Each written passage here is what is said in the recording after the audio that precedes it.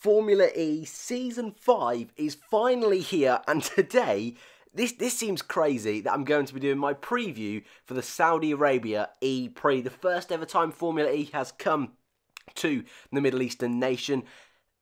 Like I say, it seems crazy that Season 5's here, but as you are seeing on screen, have seen all week on this channel, and for the past few months, the Gen 2 cars have arrived. And this morning we had our first chance seeing them on the circuit, in the shakedown.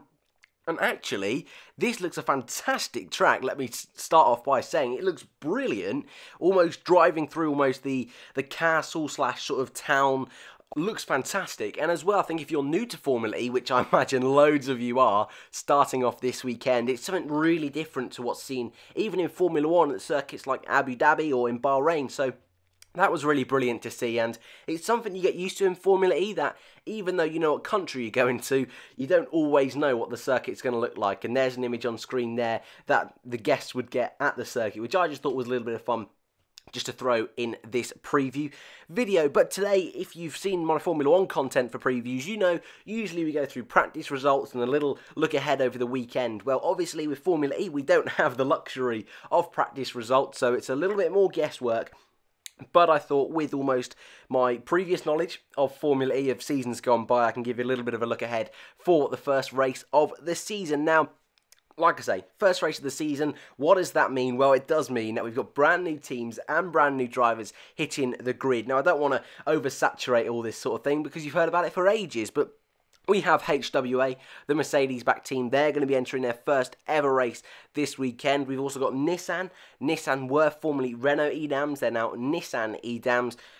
Pretty much the same team, but a bit of a rebrand, a bit of a reshuffle. So officially, it is their first ever race weekend. And you could also throw in BMW, but they have been partners of Andretti before, but now they're a full-on part of Andretti. So you could say BMW, but it's more of a personal preference, that one. But HWA, it's they are the team for me. That is 100% their first weekend. So I don't expect anything major from them, but I think if they could pick up points, if they could get close to that Super Pole in qualifying, and if you don't know what that is, in the top right hand corner there'll be the beginners playlist. If you're still not too sure about some bits and bobs before tomorrow, yes, that's right, tomorrow we finally got Season 5, then you can click on that and learn a little bit more.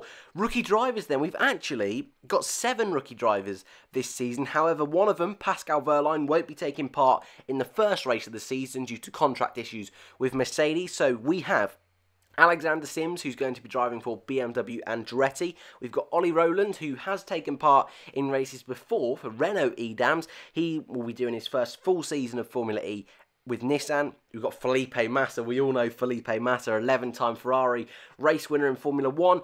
Had some issues in the shakedown that took place this morning. His car broke down. We had the brilliant graphic at the bottom of the screen of Felipe Massa looking a little bit disgruntled, so that was brilliant to see. And again, that's a little bit surreal that he's back on circuit racing, so I'm looking forward to seeing him racing. We've got Maximilian Gunther in the Dragon car. Dragon have finally revealed their livery, a white livery they've gone with this year, and it looks quite clean, to be fair with you, so I'll give him that. I'm impressed. Gunther, I don't expect anything major from him this year, but he's going to give it a good run, and up against Jose Maria Lopez, that's going to be an interesting one to watch this weekend. And then we've got the 2 boys at HWA. So HWA, the brand new Mercedes team, have got Gary Paffett, reigning DTM world champion, and Stoffel Van Dorn, who I'm sure a lot of you are really looking forward to seeing. He will be getting fan boost for sure in this race, an extra boost of power halfway through the race. After that, they are finally allowed to chuck it out, have a go. They only get to use it once, and only 5 drivers get to use it, and they're chosen by you guys, so you can still vote for the fan boost. It's something I'm not still a big fan of, if I'm being 100% honest, but it's there, so if you want to get involved and vote, that will be in the description. Just to note as well, those 6 drivers I just mentioned, the 6 rookies, they will be the first 6 out in qualifying. So again, if you don't know about the qualifying format, I've done a video on that explaining all that, how that works. But the first group to go out in qualifying, usually it's done on championship position, but of course it's the first race. So how do they do it? Well, they just base it on last year's championship, and then anyone who's left the championship they take out of that order, obviously, and the rookies are the first lot to go out. So it just so happens we have 6 rookies, so Sims, Roland, Massa, Gunther, Paffett and Van Dorn will be the first 6 out in quali, which I think is really nice in a way to see how good some of these guys are. And I think seeing Van Dorn and Massa out there, for a lot of you guys that are Formula 1 fans trying out Formula E for the first time, that's going to be great for you guys to witness that and to get used to qualifying that way. So that's a really nice little thing there. Something I will say, obviously we don't have time to go through practice results in the Formula E preview. Timings. So what I mean by timings is what time of the day this will be on and what time of day this race will be taking place. Well, in the UK, I will be talking about it now, but if you don't know your particular region, you can head over to the Formula E website. Again, that link will be in the description. That should take you straight there. But in the UK, practice 1 is on at 4 AM.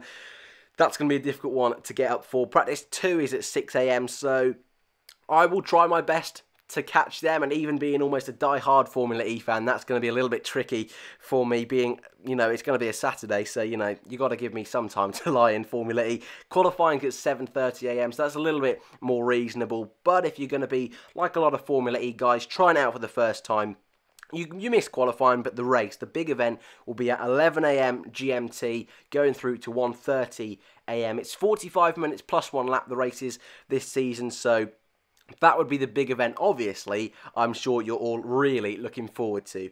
Last time out then, so this is a new sort of feature I'm going to be doing in the Formula E previews, and I think next year I'll be doing that in Formula 1 as well. Last time out, it was Season 4, so does it really mean anything? Well, not really, but I just wanted to take a little look back, and your podium for last time out was Jean-Eric Vergne, took the win in the final race of the season in New York, rounding off his title with a little bit of style, but then it was De Grassi in second and Abt third, which gave Audi the team's championship, and already rumours that they're going to be the team to beat this year. BMW also in practice looked really strong in winter testing, so you would have seen my predictions yesterday, and again, if you haven't, you can check that out if you're really jumping on that Formula E hype train, which so many of us are at the moment, and if you're trying to gear up for the season, you can see my predictions I put out yesterday, but it's a long video. So I'll just tell you, spoiler warning, spoiler warning out there, I think BMW are going to be the team to beat. I really do believe that, but I think Audi are going to be right there, Techeetah are going to be right there, and Jaguar. Jaguar are a team that I feel are really going under the radar. No one typing them up too much. Even themselves within the team, there's not been much commotion going about. A little bit like Ferrari in Formula 1 terms over winter testing. Everyone thought they'd be that third place team, and then they ended up winning the first 2 races. So, I mean, you never know until the cars hit the circuit. So, last time out, obviously, we got the Techeetah win with the Audi P2 and P3. But, before I let you go, my favourite part of any preview for any race in any series is the predictions. Now, in Formula 1, I usually do my podium, and I do maybe my top 3 on the grid. But for Formula E, I'm going to be, for each race, and I'd love you guys to get involved as well in the comments, I'm going to be doing my Super Pole predictions, so the top 6 that'll go through into the last stage of qualifying, who I think will be on pole, my top 6 in the race, and then my fastest lap. So, these are the 5 guys I've put going into Super Pole, and then I'll do my pole position. So, I've got Sam Bird, Andre Lotterer, Antonio Felix da Costa, Lucas Di Grassi, I think will be on 3rd, Jean-Eric Vergne will be on the front row, but I've given Super Pole to Mitch Evans in the Jaguar. I really feel there's something special brewing there, and I'm going to go with Evans with a little bit of a surprise shout, because we love some spicy predictions here, boys and girls, don't we? We really do. But in the race, that flips up once again. We've got Daniel Abt in P6, Sam Bird in P5, Jean-Eric Vergne dropping down to P4, so I don't think he'll be on the podium in his first race defending his title. 3rd, I've put Mitch Evans, which again would be brilliant for Jaguar. If they can get even more than just 1 podium this season, would be great and another step forward for them. I've put Antonio Felix da Costa in 2nd, the man who I have predicted to win the World Championship. And in 1st place, I've gone with Lucas Di Grassi, Season 3 World Champ, the first ever man to win a race in Formula E, the man with the most podiums in Formula E. I think he's got it this weekend. And you look at the form he was in at the end of last season.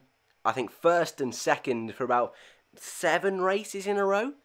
The last 7, it was incredible. And I know, again, a lot of you guys are new, but he was in mega form at the end of last year, and I think if the team can be reliable, he's got it. There he is on screen there. I really see special things coming out of this season for Lucas di Grassi, and I think he's going to kick off the season with a bang. I really do. And fastest lap, I've gone a bit rogue again, and I've gone with Alexander Sims. I almost went with Stoffel Van Dorn because we know he's going to get the fan boost, but Alexander Sims, I think he's not going to be fighting at the top, so whether he's going to have a bit of breathing space in a car that's better than the midfield, but not getting in the argy-bargy sort of situation, that's why I've gone for Alexander Sims. But guys, that is your preview for the Saudi Arabia round 1 of season 5 for Formula E. Let me know your predictions in the comments below. Thanks for watching, and I'll see you in the next one.